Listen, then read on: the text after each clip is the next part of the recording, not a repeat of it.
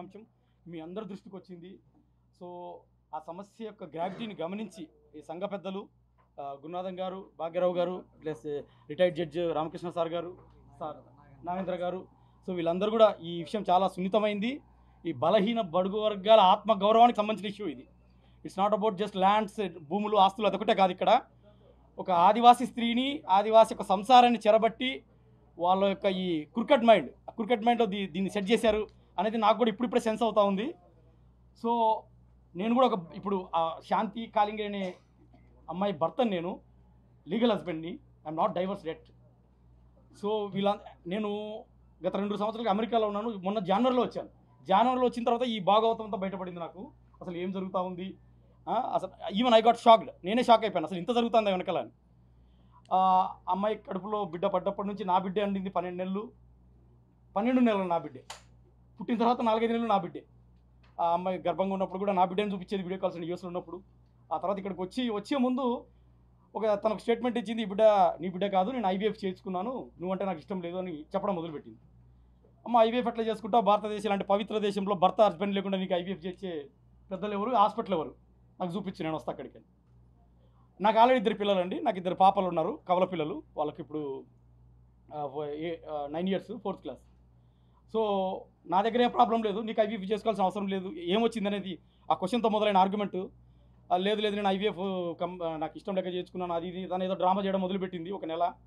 లేదమ్మా అసలు విషయం ఏందని అడిగితే తనే స్వతహాగా నేను ఇట్లా విజయసాయి రెడ్డి గారికి బిడ్డలు లేరని ఆయనే చెప్పారు. సో ఆయనే డోనర్ నాకు, నేను ఆయన ద్వారానే ఐవీఎఫ్ చేసుకున్నాను అనేసి ఒక జనవరి, ఫిబ్రవరి, మార్చి, ఏప్రిల్ ఈ తతంగం అంతా ఇలా చెప్పుకుంటూ వచ్చింది. సో అంత పెద్ద వ్యక్తిని నేను సామాన్య నెల జీతగాన్ని, ఆయనేమో పెద్ద మనిషి. పోయి ఆయన గేట్ కూడా టచ్ చేయలేను, ఆయన పోయి డైరెక్ట్గా అడగలేను. సో నేను ఫ్రస్ట్రేషన్, 4-5 నెలలు ఫ్రస్ట్రేషన్ ఉన్నాను, అసలు దీన్ని ఎలా బయటికి తీసుకురావాలి అని.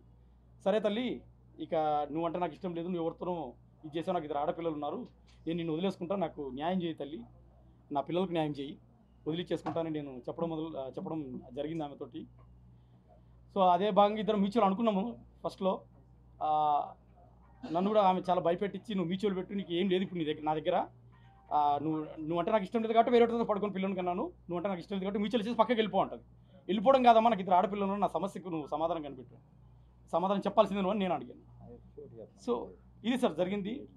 సో ఈ ఫ్రస్ట్రేషన్లో నేను ఆమె ఎక్కడైతే డెలివరీ అయిందో అపోలో హాస్పిటల్ వైజాగ్, అక్కడికి వెళ్ళాను. ఐఎమ్ ద లీగల్ హస్బెండ్, మీరు అక్కడ వైజాగ్ హాస్పిటల్కి వెళ్ళండి. హాస్పిటల్కి వెళ్ళి నేను లీగల్ హస్బెండ్ కాబట్టి వెళ్ళి, అమ్మ పలానా డేట్న పలానా బాబు పుట్టాడని హాస్పిటల్లో అడుగుతాను. పట్ నా పేరు చూశారు, శాంతి చూశారు, కొట్టి పేరు తీసి డాక్యుమెంట్ ఇచ్చారు. ఫ్రంట్ ఆఫీసర్ నా పేరే ఉంది. I'm the legal husband, Manipati Madan Mohan, husband of Kalingiri Shanti, కాబట్టి డాక్యుమెంట్స్ ఇచ్చారు. లేకపోతే ఇవ్వరు కదా, హస్బెండ్ కాకపోతే ఇవ్వరు కదా. ఎట్లా ఇస్తారు వాళ్ళు? మీరు కావాలంటే డాక్యుమెంటేషన్స్ కూడా ఉన్నాయి, దీంట్లో చూపిస్తాను మీకు, హాస్పిటల్ నుంచి తెచ్చిన ఒరిజినల్ డాక్యుమెంట్స్.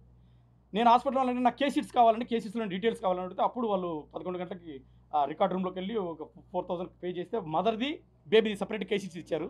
ఆ కేసీట్స్లో చూస్తే ఒక విచిత్రమైన కొత్త పేరు, నేను ఎప్పుడు వినని పేరు కనిపించింది. అది పోతిరెడ్డి సుభాష్ రెడ్డి. ఆయన ఎవరో నాకు తెలియదు. సో ఆయన మీద రీసెర్చ్ చేసి మొదలు పెడితే ఆయన బ్యాక్గ్రౌండ్ జడ్జి రామకృష్ణ గారు సార్ చెప్తున్నటువంటి ఒక